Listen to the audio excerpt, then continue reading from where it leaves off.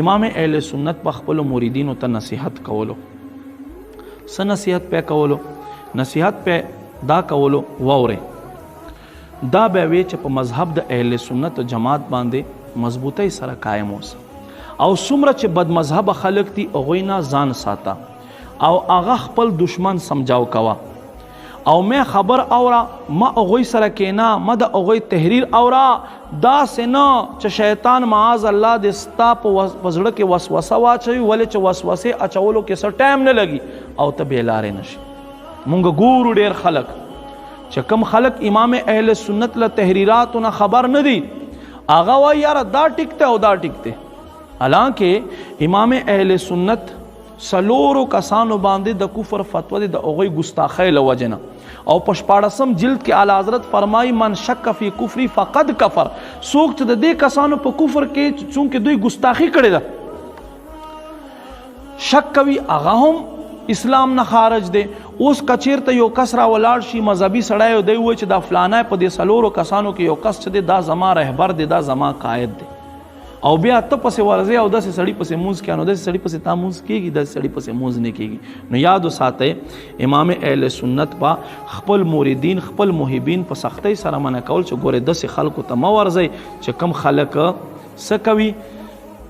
له انبیاو صحابه کرامو ګستاخیو نه ډک وي. سید اعلی حضرت به دا هم فرمایل خپلو موریدینو ته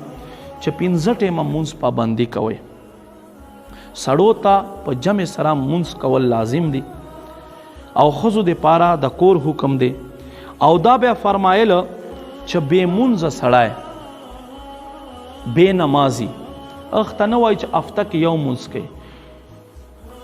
بې نمازي اخ سړي ته هم وایي چې یو مونځ قضا شي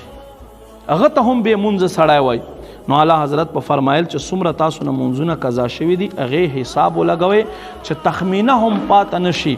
او هغې رفته خپله قضایي کوئ یو مونځ هم چې ترنه پاته نشي. سستی او کاهلي په دې کې مه کوئ ولې چې مرګ چاته نارې نه وهي چې راځي مرګ بغیر د نارو راځي. بیا خپلو موریدینو ته دا هم نصیحت کولو چې که روجې درنه قضا شوي د روجو هم پابندي کوئ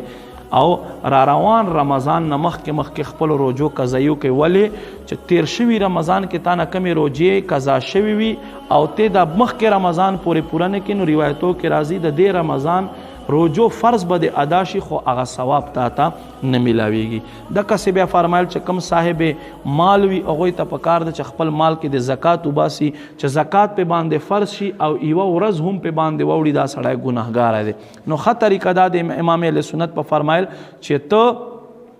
کال شروع نه بس زکات خپل مال نه وباسه چې کال اخیر راشي که زکات ته پوره کړی خو فبها که پاته وي څه لږ نور پاته وي نو هغه هم ورپسې ورکا که زیات ته ورکړی نو دا خو ستا دپاره ښه دی. داسې به اعلی حضرت فرمایل چې حج په چا باندې فرض شي فورا حج کوئ ولې فرمای ومن کفر فإن الله غنی عن العالمین. څوک چې منکر شو الله بیا له جهان والو نه بے پروا دی. نبی پاک صلی الله علیه و آله وسلم حج پر خودونکو متعلق فرمایي که یهودی مری او که نصرانی مری د مونږ سره سکار نشته دی مونږ د سره سکار نشته دی. ما عزت مندو مزید اعلی حضرت په خپلو موریدینو ته فرمایل چې دروغ نه له فحش نه چغلي نه له غیبت نه له هر قسمه ګناه له خیانت نه له ګیرې کټ کولو نه ګیرې خرایلو نه هر قسمه فاسقه خلکو انداز نه او بد خصلت نه ځان ساتئ ولې چې که تاسو دې خبرو نه ځان وساتئ نو تاسو به د الله او د الله رسول وعدو مطابق د جنت مستحق وګرځئ. نو ما عزت مندو الله رب کریم نه دعا دی مالک کریم دی مونږ ته هم د دې نیکانو په نقش قدم باندې تک کولو توفیق نصیب کی. آمین بجاه النبی الامین صلی الله علیه و آله وسلم.